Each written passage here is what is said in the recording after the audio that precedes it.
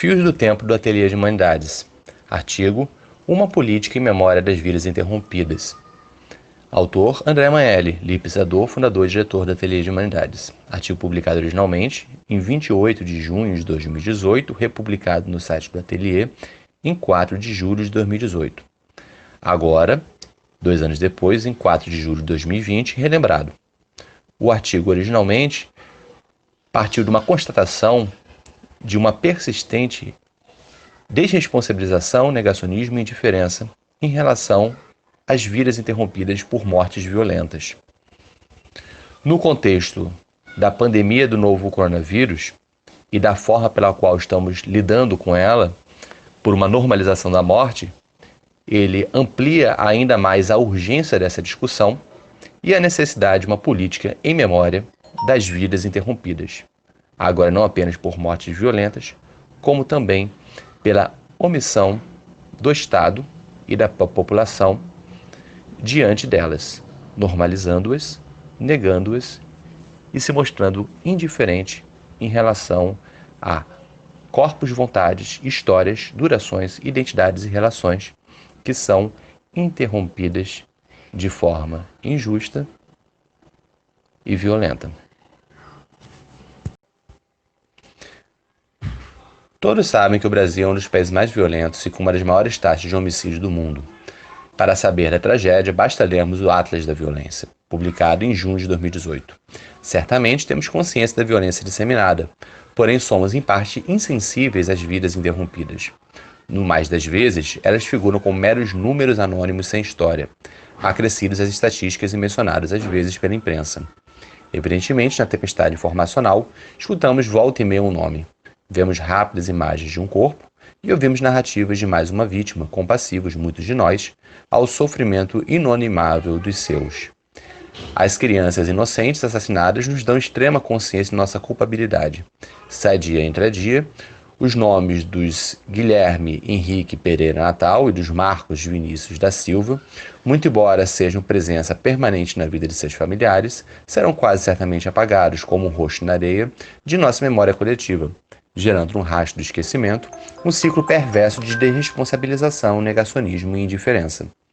Ora, uma sociedade que perde a viva consciência de suas mortes violentas dissemina inconscientemente uma política de morte. Uma sociedade que recalca as crueldades das quais é capaz, as deixa operar livremente em seus porões.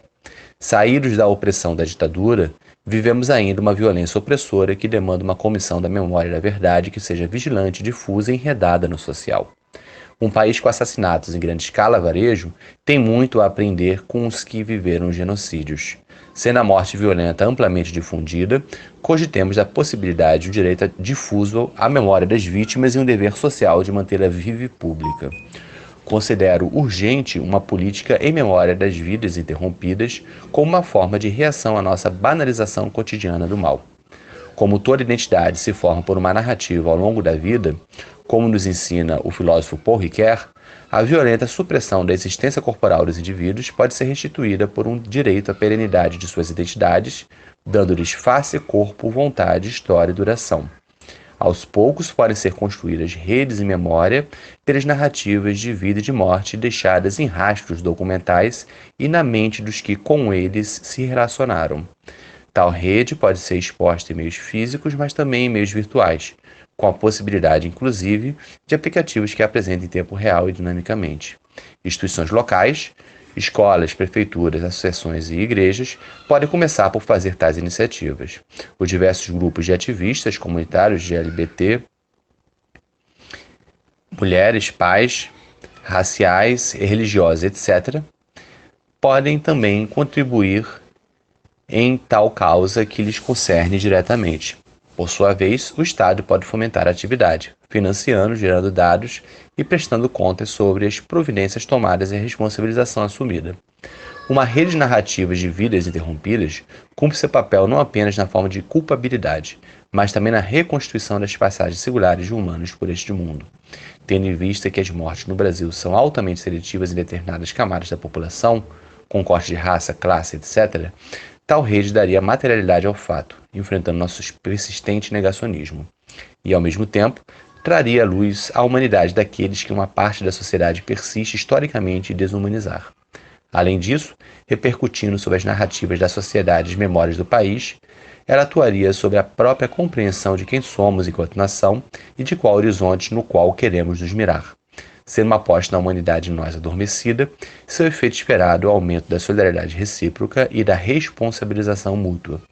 Claro, grande parte do combate à violência, e podemos acrescentar agora, em 4 de julho de 2020, também a pandemia, passa pelas questões penal, policial e social. Mas uma parte não menos significativa envolve a luta contra a nossa barbárie interior, nossa diferença outrem e a deterioração dos laços de cidadania. Proposta irrealizável?